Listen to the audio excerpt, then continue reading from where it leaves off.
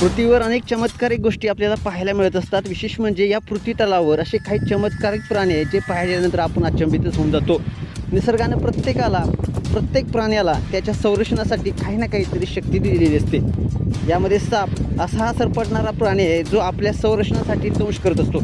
त्याशी एकदा का शरीरात गेलं की समोरच्या प्राण्याचा धक्क्यात जीव जाऊ शकतो.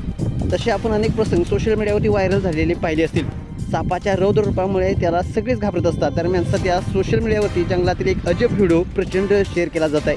हा व्हिडिओ पाहून सर्वांनीच आश्चर्य व्यक्त केलेलं आहे. हा व्हायरल झालेला व्हिडिओ नेमका कुठला आहे हे मात्र अद्याप समजू शकलेलं नाही. मात्र सध्या हा व्हिडिओ चांगलाच चर्चेचा विषय ठरलेला आहे. व्हायरल झालेल्या व्हिडिओमध्ये तुम्ही पाहू शकताय की माकड आणि सापाची झुंज यातून दाखवलेली आहे. रागाने बेभान झालेला साप माकडावर अक्षरशः तुटून पडलेला आहे. सापाचा हाच आक्रमकपणा सर्वांनाच अचंबित करून टाकतोय. दुसरीकडे अतिशय चपळ असणारं माकड देखील सापाच्या रागापुढे हतबल झालेलं दिसतंय.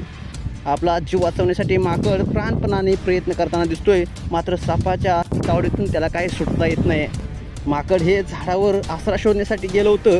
त्या झाडावर एक खोल खड्डा होता आणि या खड्ड्यामध्येच आपल्याला इथे राहता येऊ शकतं असा विचार करून हे माकड झाडावर चढलं होतं आणि त्या खड्ड्यामध्ये डोकावून पाहिलं तर त्या जागेवर अगोदरच पायथॉन लपून बसला होता. तो आराम करत असताना माकडाने येऊन त्याला त्रास दिल्याने साप फारच आक्रमक झाला.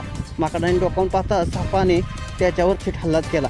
सापाने माकडाचं नाक, चेहरा आणि जबडाच पकडला.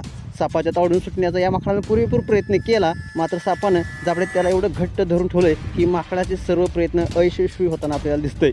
दरम्यान बराच वेळ प्रयत्न केल्यानंतर हे माकड सापाच्या तावडीतून कसं तरी सुटलंय.